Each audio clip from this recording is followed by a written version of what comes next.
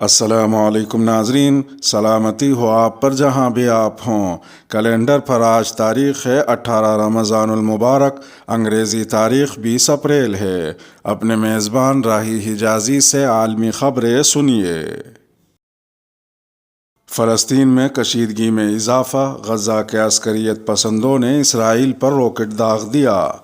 فلسطینی عسکریت پسندوں نے بیت المقدس میں اسرائیلی پولیس کے ساتھ حالیہ جھڑپوں کے بعد پیر کو پہلی بار جنوبی اسرائیل پر راکٹ داغا ہے۔ اسرائیل نے کہا ہے کہ اس نے راکٹ کو فضائی میں روک لیا اور اسے کسی جانی و مالی نقصان کی اطلاع نہیں ہے۔ اسرائیل غزہ کی عسکریت پسند تنظیم حماس کو ایسے تمام میزائل حملوں کا ذمہ دار ٹھہراتا ہے اور عام طور پر اسی تناظر میں جوابی فضائی حملے کرتا ہے۔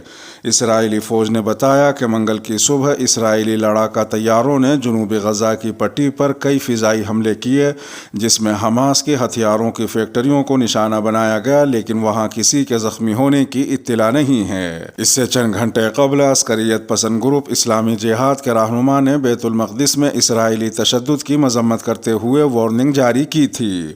فلسطینی علاقوں سے باہر مقیم رہنما زیاد النخالہ نے کہا تھا کہ حماس کے اقتدار کے بعد نافذ کی جانے والی غزہ کی ناکہ بندی یروشلم میں ہونے والے واقعات پر ہمیں خاموش نہیں رکھ سکتی، تاہم کسی بھی فلسطینی گروپ نے راکٹ فائر کرنے کی ذمہ داری قبول نہیں کی ہے۔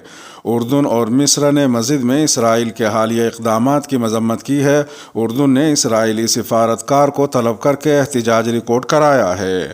ایک بیان کے مطابق اردن کے شاہ عبداللہ دوم نے مصری صدر عبدالفتاح السیسی کے ساتھ اس تشدد پر تبادلہ خیال کیا اور دونوں رہنماؤں نے تمام اسرائیلی غیر قانونی اور اشتعال انگیز اقدامات کو روکنے کی ضرورت پر زور دیا۔ اردن اس معاملے پر دیگر عرب ریاستوں کا اجلاس طلب کرنے کا ارادہ بھی رکھتا ہے۔ امریکی محکمہ خارجہ نے تمام فریقوں پر زور دیا ہے کہ وہ تحمل کا مظاہرہ کریں، اشتعال انگیز کارروائیوں اور بیان بازی سے گریز کریں اور مقدس مقام کی تاریخی حیثیت کو برقرار رکھیں۔ اقوام متحدہ کی سلامتی کونسل نے منگل کو کشیدگی پر گفتگو کے لیے بند کمرہ اجلاس طلب کیا تھا۔ تکمیلی تلبینہ، طاقت، صحت اور شفا کے لیے سنت اور طب نبوی کا بہترین نسخہ۔ ابھی آرڈر کریں، کم پیسے میں ہمارے ساتھ بزنس شروع کریں۔ بھارت بھر سے ڈسٹریبیوٹر اور ہول سیلر بننے کے لیے ابھی کال کریں 9579591975۔ Takmeeli food products private limited, Malegaon, India. Kabul میں لڑکوں کے اسکول کے باہر 2 دھماکے، 6 افراد جاں بحق۔ کابل میں لڑکوں کے ایک اسکول کے باہر 2 بم دھماکوں میں کم از کم 6 افراد جاں بحق اور 11 زخمی ہو گئے ہیں۔ خدشہ ظاہر کیا جا رہا ہے کہ یہ خود کچھ دھماکے تھے۔ حکام نے ظاہر کیا ہے کہ دھماکے دشت برچی کے علاقے میں عبدالرحیم شاہد ہائی اسکول کے باہر ہوئے۔ خدشہ ظاہر کیا جا رہا ہے کہ جاں بحق ہونے والوں کی تعداد میں اضافہ ہو سکتا ہے۔ اسکول کے قریب ایک ٹیوشن سینٹر پر بھی گرینیڈ سے حملہ کیا گیا۔ کسی گروہ نے ابھی تک ان دھماکوں کی ذمہ داری قبول نہیں کی ہے، البتہ ماضی میں نام نہاد دولت اسلامیہ شیعہ آبادی والے اس علاقے میں حملے کرتی رہی ہے۔ کابل میں محمد علی جناح اسپتال کے ذرائع نے BBC کو بتایا کہ ابھی تک اسپتال میں 4 لاشیں اور 19 زخمیوں کو لایا گیا ہے۔ ایک عینی شاہد نے خبر رساں ادارے AFP کو بتایا کہ دھماکے اس وقت ہوئے جب طالب علم صبح کی کلاسوں کے بعد اسکول سے واپس جا رہے تھے۔ دھماکوں کے مقام کی تصاویر میں زمین پر خون کے دھبے اور طالب علموں کی نوٹ بکس بکھری پڑی دیکھی جا سکتی ہیں۔ مقامی ذرائع نے بتایا ہے کہ اسکول کے قریب ایک ٹیوشن سینٹر جہاں یونیورسٹی میں داخلے کے خواہش مند طلبہ تیاری کر رہے تھے، اسے بھی گرینیڈ حملے کا نشانہ بنایا گیا ہے۔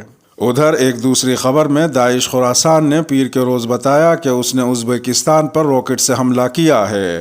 مشرقی ایشیائی ملک پر افغانستان سے ہونے والا اپنی نوعیت کا یہ پہلا حملہ ہے۔ داعش خراسان نے اپنے ایک بیان میں کہا کہ اس نے ازبکستان کے ترمز کے قصبے میں واقع فوجی اڈے پر 10 راکٹ فائر کیے۔ یہ علاقہ افغان سرحد کے نزدیک واقع ہے۔ ازبک حکام نے داعش خراسان کے اس دعوے پر فوری طور پر کوئی رد عمل نہیں دیا۔ اطلاعات کے مطابق ازبکستان پر حملے شمالی افغانستان کے صوبے بلخ میں حیرتان کے علاقے سے کیے گئے۔ داعش خراسان نے اپنے دعوے کے ثبوت پر راکٹ میزائلوں کی تصویریں اور ویڈیو بھی جاری کی ہیں۔ طالبان کا پنجشیر کے تمام اضلاع میں دینی اسکول کھولنے کا اعلان۔ افغانستان کی طالبان کی وزارت تعلیم نے اعلان کیا ہے کہ وہ پنجشیر صوبے کے تمام اضلاع میں دینی اسکول قائم کرنے کا ارادہ رکھتی ہے۔ سرکاری باختر نیوز ایجنسی نے رپورٹ کیا کہ طالبان کے وزیر تعلیم نے وعدہ کیا ہے کہ ایک بڑا دارالعلوم جلد ہی پنجشیر کے مرکز میں اور صوبے کے دیگر علاقوں میں چھوٹے دینی اسکول قائم کیے جائیں گے۔ طالبان کے وزیر تعلیم نور اللہ منیر، جنہوں نے تعلیمی صورتحال کا جائزہ لینے کے لیے صوبہ پنجشیر کا سفر کیا تھا، کہا، ہم پنجشیر کے تمام اضلاع میں دینی مدارس قائم کرنا چاہتے ہیں اور اس وعدے کو جلد پورا کرنا چاہتے ہیں۔ دریں اثنا پنجشیر کے طالبان کی جانب سے مقرر گورنر رومی قدرت اللہ نے طالبان کے وزیر تعلیم سے صوبے میں تعلیم کی ترقی پر زیادہ توجہ دینے کا مطالبہ کیا۔ پنجشیر کے گورنر نے طالبان کے وزیر تعلیم سے ملاقات میں تسلیم کیا کہ صوبے کے تمام اسکولوں کے دروازے لڑکیوں اور لڑکوں کے لیے کھلے ہیں۔ واضح رہے کہ پنجشیر افغانستان کا واحد صوبہ ہے جس نے 15 اگست کو طالبان کے ہاتھوں کابل کے سقوط کے بعد مزاحمت کا اعلان کیا تھا۔ اطلاعات ہیں کہ پچھلے 8 ماہ سے احمد مسعود کی قیادت میں باغی گروپ صوبے بھر میں طالبان فورسز کے ساتھ جھڑپوں میں مصروف ہے۔ سویڈن میں قرآن کی بے حرمتی پر حالات کشیدہ، مسلم دنیا کا سخت رد عمل۔ سویڈن میں پیش آنے والے واقعے پر پاکستان سمیت مسلم ممالک اور تنظیموں نے سخت رد عمل دیا ہے اور قرآن کی بے حرمتی کی مذمت کرتے ہوئے اسے اشتعال انگیز اقدام قرار دیا ہے۔ پاکستان کے وزیر اعظم شہباز شریف نے منگل کو اپنے ایک بیان میں کہا کہ پاکستانی عوام اور دنیا بھر کے مسلمانوں کو سویڈن اور نیدرلینڈز میں پیش آنے والے اسلاموفوبیا کے حالیہ واقعات پر شدید دکھ پہنچا ہے۔ انہوں نے کہا کہ عالمی برادری کو اس طرح کے واقعات کی مذمت اور اس طرح کے نفرت انگیز رویے کو روکنے کے لیے اقدامات کرنے چاہیے۔ ان کا کہنا تھا کہ ہمیں اسلاموفوبیا کے خلاف متحد رہنا چاہیے۔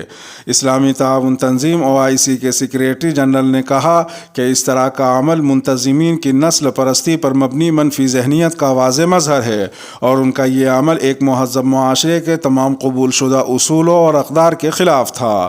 مسلم ورلڈ لیگ نے بھی سویڈن میں کچھ شدت پسندوں کی جانب سے قرآن کے نسخوں کی بے حرمتی اور رمضان میں مسلمانوں کے جذبات بھڑکانے کے شرمناک عمل کی مذمت کی ہے۔ سعودی عرب نے دائیں بازو کے گروپ کی جانب سے مسلمانوں کو مشتعل کرنے کے لیے قرآن کی جان بوجھ کر بے حرمتی کی مذمت کی ہے اور بات چیت، رواداری اور مذہبی بقائے باہمی کے فروغ کا مطالبہ کیا ہے۔ عراق کی وزارت خارجہ نے اتوار کو کہا تھا کہ اس نے بغداد میں سویڈن کے ناظم الامور کو طلب کیا اور خبردار کیا کہ اس کے سویڈن کے ساتھ تعلقات پر سنگین اثرات ہو سکتے ہیں۔ ترکی نے بھی آزادی اظہار کی آڑ میں اسلاموفوبک اور اشتعال انگیز اقدامات کو روکنے میں ہچکچاہٹ کی مذمت کی ہے۔ ایران کے دارالحکومت تہران میں سویڈن کے سفارت خانے کے باہر احتجاج ہوا ہے۔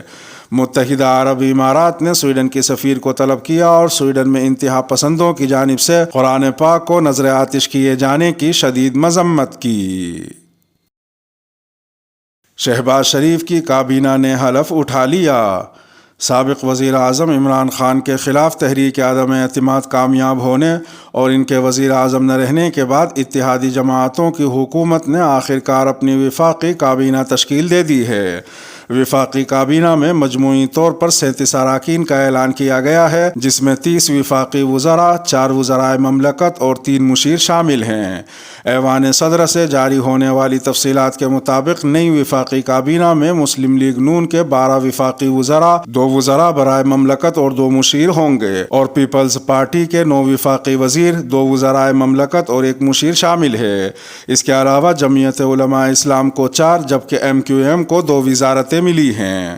جمعیت علماء اسلام کے مولانا اسد محمود کو مواصلات کا قلمدان سونپا گیا ہے۔ واضح رہے کہ مولانا اسد محمود مولانا فضل الرحمان کے بڑے بیٹے ہیں۔ مولانا اسد محمود ملتان میں قاری حنیف جالندھری کے مدرسہ خیر المدارس سے فارغ التحصیل ہیں اور ملتان میں جامعہ قاسم العلوم کے محتمم ہیں۔ مولانا اسد محمود سن 2018 میں پہلی مرتبہ جیت کر سامنے آئے تھے۔ ان کی سیاسی تربیت مولانا فضل الرحمان نے خود کی ہے۔ اسلام آباد کے صحافی عمر فاروق، جو جمعیت علماء اسلام فا کی سیاست پر گہری نظر رکھتے ہیں، بتاتے ہیں کہ ایک بار مولانا اسد محمود نے اپنے والد مولانا فضل الرحمان سے کہا کہ میں قائد اعظم یونیورسٹی سے بین الاقوامی تعلقات عامہ کی تعلیم حاصل کرنا چاہتا ہوں، تو جواب میں مولانا فضل الرحمان نے کہا کہ تم گھر میں یونیورسٹی ڈیوٹی چھوڑ کر باہر جانا چاہتے ہو۔ مسجد حرام میں 68 مصلے خواتین کے لیے مختص۔ سعودی عرب میں حرمین شریفین انتظامیہ نے مسجد حرام میں خواتین کے لیے 68 مصلے مختص کیے ہیں۔ 120 سے زیادہ نگراں خواتین 4 شفٹوں میں خواتین کے لیے مختص مصلوں کی نگرانی پر مامور ہیں۔ تفصیلات کے مطابق حرمین شریفین انتظامیہ نے خواتین کے لیے مختص مصلوں کے حوالے سے بتایا کہ ان میں سے 20 مطاف کے صحن شاہ فہد والی توسیع اور بیسمنٹ میں ہیں، جبکہ 48 مصلے مسجد حرام کی تیسری سعودی توسیع والی عمارت میں مختص کیے گئے ہیں۔ مسجد حرام میں خواتین کو منظم شکل میں طواف، صفا مروہ کی سعی اور عبادت کے انتظامات کرنے والے ادارے کی معاون سیکریٹری نوف محمد علی قہل نے بتایا کہ خواتین کو طواف، سعی اور نماز کے لیے مربوط انداز میں بھیجنے کا باقاعدہ پروگرام ہے۔ انہوں نے کہا کہ یہ کام خواتین کرا رہی ہیں، اہلکار خواتین تربیت یافتہ ہیں۔ نوف محمد علی قہل نے مزید کہا کہ مسجد حرام میں زائر خواتین کو منظم کرنے کا کام متعدد ادارے مل کر ادا کر رہے ہیں۔ اس کے ساتھ ہی خبروں کا اختتام ہوا۔ ویڈیو کو آخر تک ملاحظہ فرمانے پر شکریہ۔ ویڈیو میں کوئی چیز پسند آئی ہو تو برائے کرم لائک کے بٹن کو پریس فرما دیں۔ ملتے ہیں شام 8 بجے انڈیا کی خبروں والی اگلی ویڈیو میں، اور اگر آپ 8 بجے کے بعد یہ ویڈیو دیکھ رہے ہوں تو وہ ویڈیو آپ کی اسکرین پر نمودار ہو رہی ہوگی۔ تھم نیل پر ٹچ کر آج کے انڈیا کی خبریں بھی سن سکتے ہیں۔ اپنے میزبان راہی حجازی کو اب دیجیے اجازت۔ سلامتی ہو آپ پر جہاں بھی آپ ہوں۔